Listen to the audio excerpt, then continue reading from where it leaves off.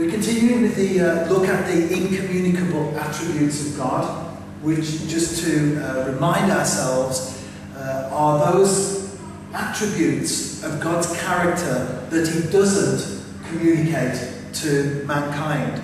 So in other words, these are the things that make God God. We come to number 4 in the series, and this week we look at the fact that God is omnipotent. God is omnipotent.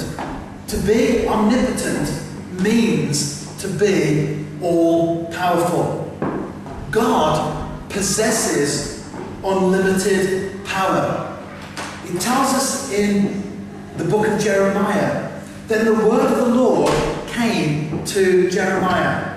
I am the Lord, the God of all mankind.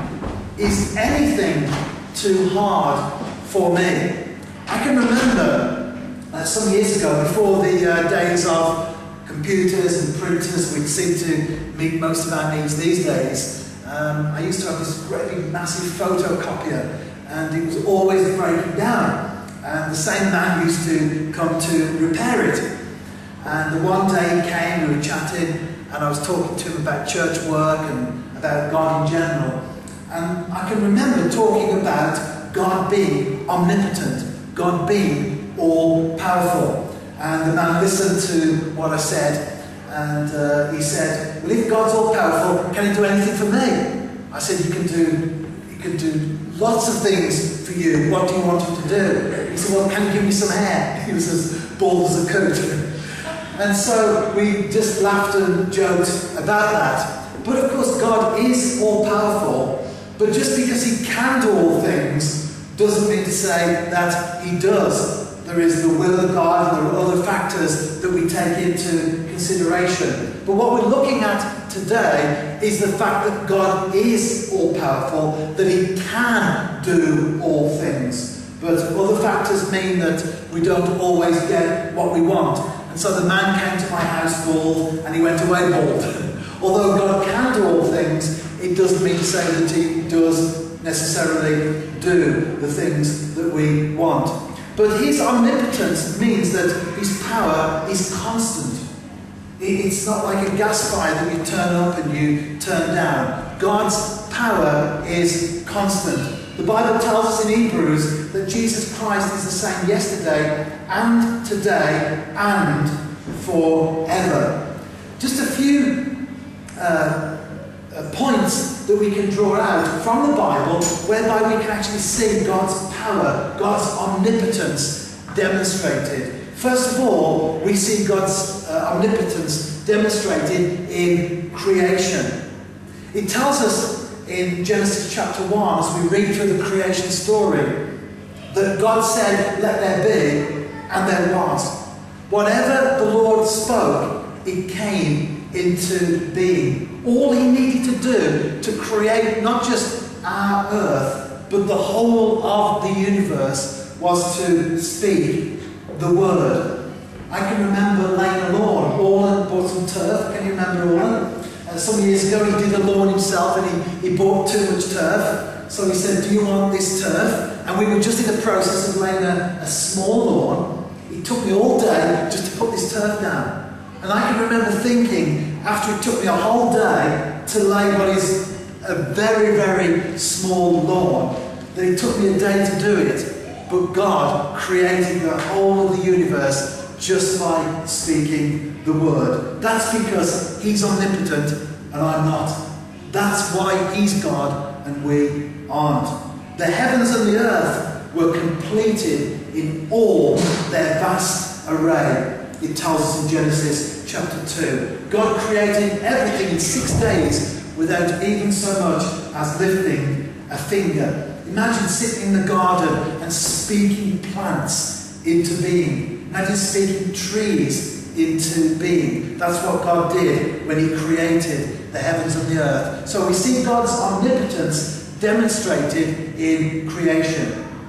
Secondly, from the Bible, we see God's omnipotence in the birth of Jesus. It tells us in Matthew chapter 1 that Mary was pledged to be married to Joseph. But before they came together, she was found to be with child through the Holy Spirit, without any human intervention whatsoever, without following the prescribed natural way. Mary was pregnant with Jesus. And it's all because of God's omnipotent power. All because He alone can bring about something like that.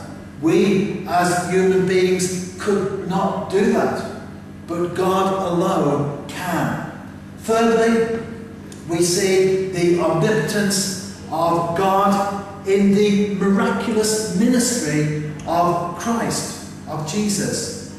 There are many miracles that we read about in the Gospels alone. The feeding of the 5,000, just a few small fishes and a few small loaves, and the multiplication that happened because God was involved. And 5,000 people were fed. Walking on water. Jesus walked on water. Lazarus raised from the dead. So many miracles that we encounter in the Gospels alone. And it tells us right at the end of John, in John chapter 21, that Jesus did many other things as well.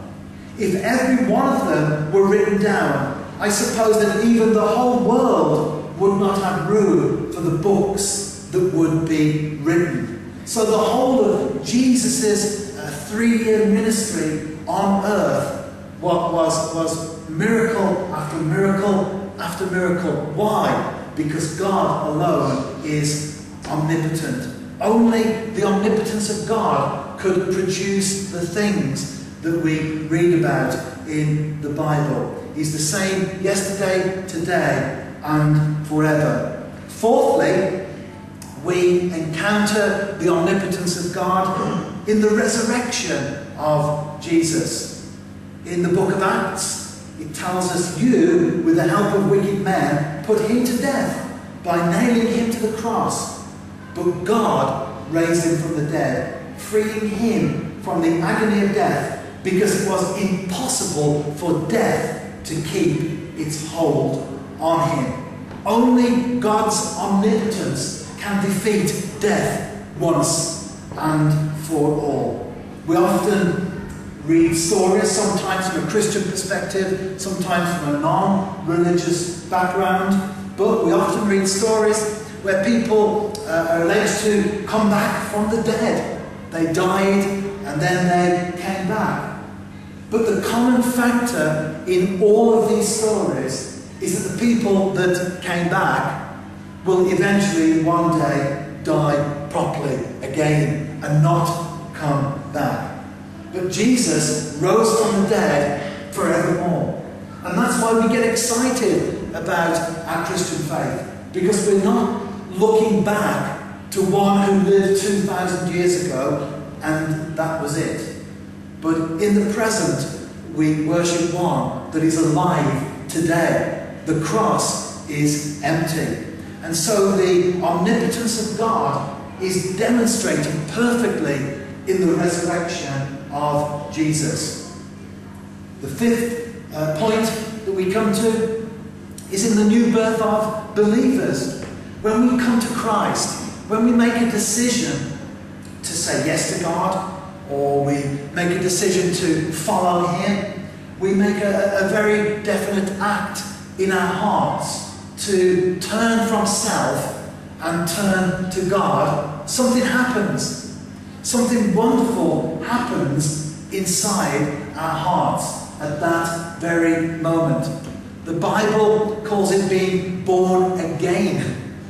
There are many ways of looking at it, many ways of describing it, many ways of trying to analyse it. But what happens fundamentally is that we go from darkness of sin into the light of Jesus Christ. Because we turn from our own self and the reliance upon self, and we look to Him and we turn to God.